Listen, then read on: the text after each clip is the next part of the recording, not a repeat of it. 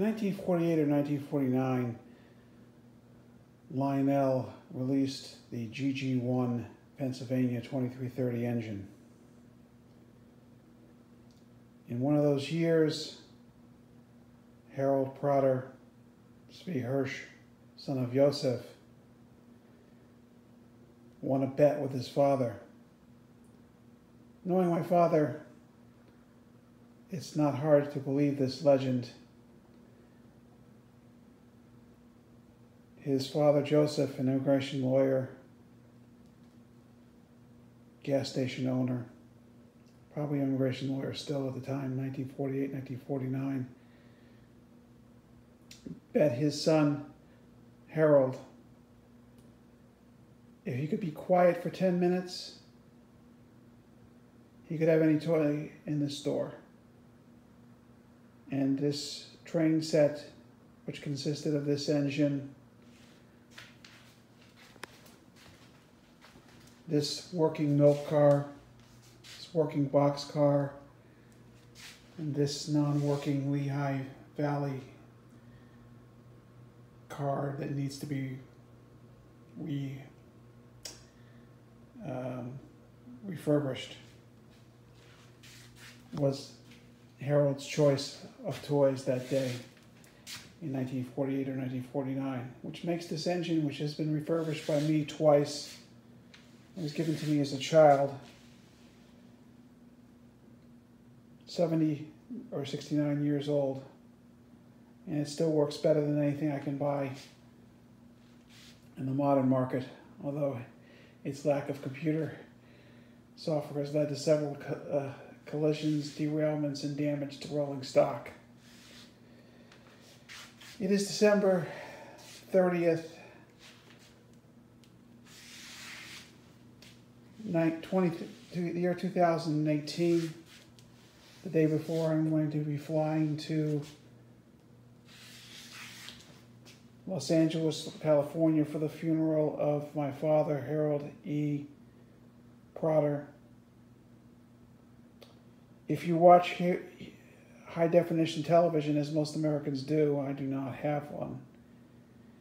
He impacted your life. In 1987, Harold Protter and I flew from Wisconsin to Canada to see one of the earliest high-definition television demonstrations. It would be 20 years before a standard was set in the United States, but Harold Protter received an award for his work in his efforts to set a standard and bring high-definition television to the United States. One of the issues we discussed in 1987 before the flight to Canada was the U.S. government's desire to bring television manufacturing jobs back to America. They had all gone overseas except for Zenith, and Zenith was dying. They wanted a standard that would be built in the United States. My father saw that that was a pointless gesture, and it would not save any jobs. It would just delay setting the standard, and the standard wasn't set for 15 or 20 years after that conversation.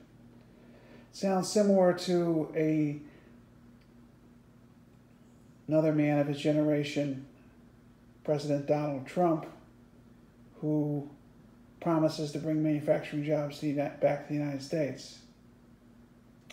These jobs don't work that way. The economy doesn't work that way. And my dad was smart enough to know that. As relationships go, our relationship was not a good one at times. We fought, we argued, we periodically cut off contact with each other. Fortunately, 3 weeks before his fatal illness in June or July of 2015, we had a phone conversation as I was flying to Russia to try and rescue my mother-in-law. We meet up, we decided that we were going to speak again, and we ended our fight, an argument over nothing.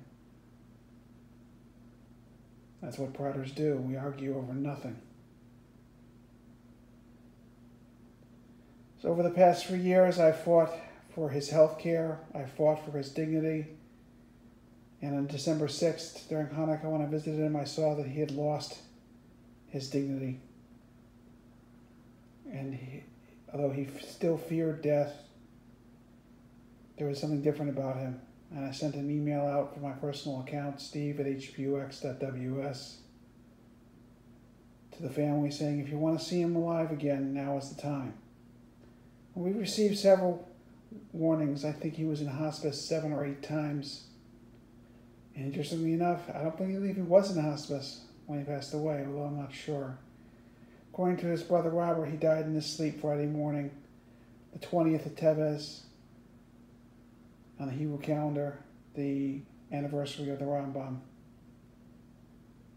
passing away. So he's got great intellectual company, and now he's no longer afraid to die because he has experienced it, and he is in a better place, and he has, once again, dignity.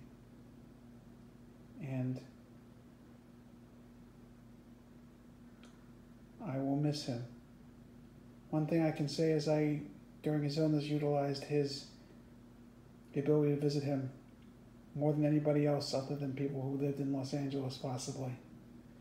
United Airlines tracks me since 2015, 3.5 years ago, with 30 flights from various parts of the country into LAX.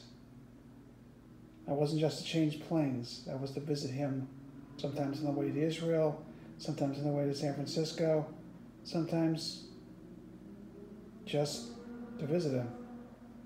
Because that was all he had left, was the visits with family. He remembered them sometimes for a few minutes longer than he remembered other things. But even on our last visit on December 6th, 2018, he didn't know my name, but he recognized I was family, and he recognized that I cared.